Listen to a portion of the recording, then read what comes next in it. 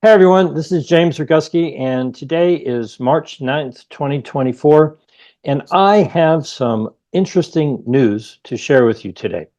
A couple of days ago, I was poking around on the internet looking for the next version of the quote unquote pandemic treaty, which is supposedly circulating amongst the people in Geneva.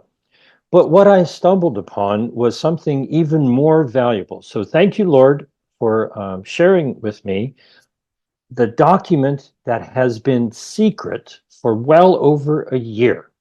I stumbled upon the what appears to be the negotiating text for the amendments to the international health regulations. I've put in FOIA requests for this document. Other people around the world have done so. Well, now we have it, and I'm going to share it with you right now. And so if you go to rejecttheamendments.com, it'll take you to this article on my Substack. And I'm going to try to make this very, very simple. It's a 60-page document that will hurt your brain if you read it. You can click on document and do that. But here's the quick summary that I think everyone can understand. These are 10 issues that are in this working negotiating text of the proposed amendments to the international health regulations. And in my personal view, and I trust that many people will share that view, these are absolutely unacceptable. Now, number one of the things that these amendments would do is give the Director General of the World Health Organization full authority to declare not just a public health emergency of international concern or a fake, but he could also declare an early action alert or a pandemic emergency. Allowing one person to fearmonger now on three different levels is absolutely unacceptable. Mike Ryan, who's the emergency director for the WHO, said that they got 37,000 notifications from around the world on the past year. Well, I will not accept that one man, Tedros Ghebreyesus, would have the authority to take any of those 37,000 and turn them into an early action alert. Have Bill Gates's germ team come swoop in, and if there are compliant government officials, do horrible things to the people in whatever that area might be, so that they could then say that they stopped the next pandemic. This is unacceptable. There are no checks or balances on his power. I don't know what these people are thinking, but that will not be accepted by the people of the world. We will not have a health dictator fear-mongering thousands of times a year whenever he says that early action needs to be taken. Obviously, if there's a problem, prudent actions should be taken, but there needs to be accountability, and so far this document has none of it.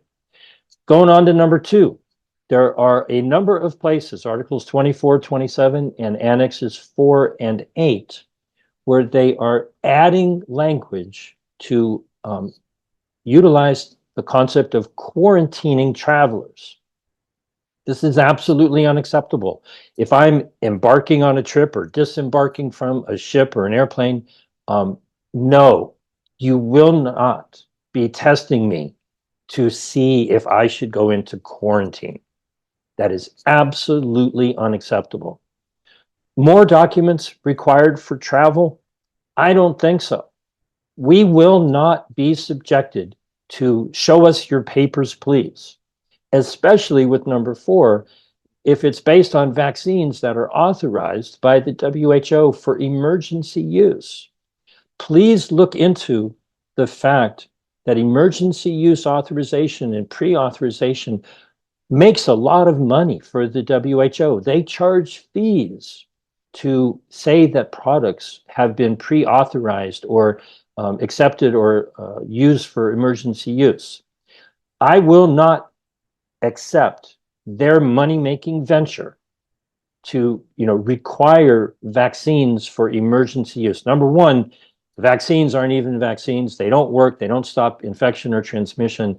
This is unacceptable.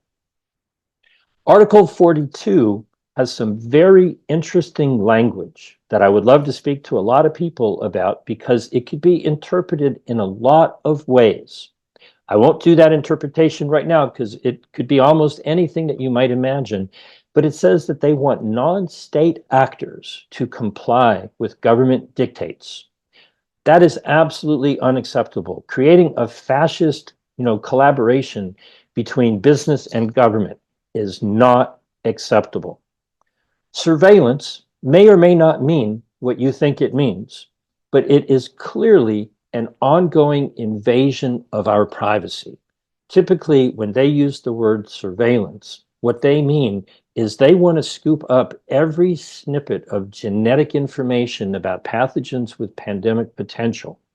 And no, you will not be collecting genetic information from any part of me or any part of the environment just so that you can say that you found another scary pathogen that might cause disease X, Y, or Z.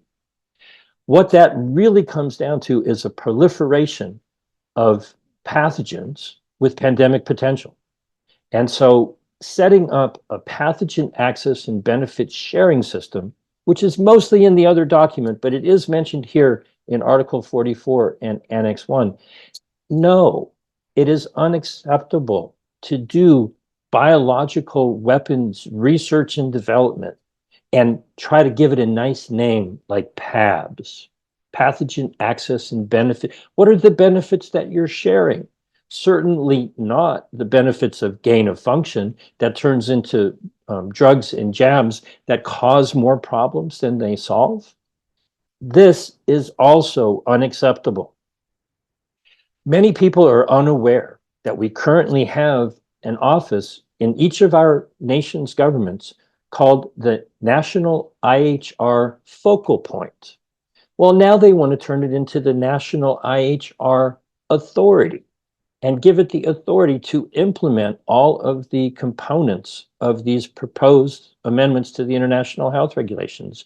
No, WHO, you will not dictate laws in our nations and set up an IHR authority to comply with the international health regulations. Number 9, it says very clearly in Article 45 that they can give away publicly your private information. They just have to tell you that they're going to do it. That is unacceptable. Privacy is a human right, and you will not make private information public. That is unacceptable. And last but not least, attempting to limit my freedom of speech and freedom of expression under the guise of countering mis and disinformation? No.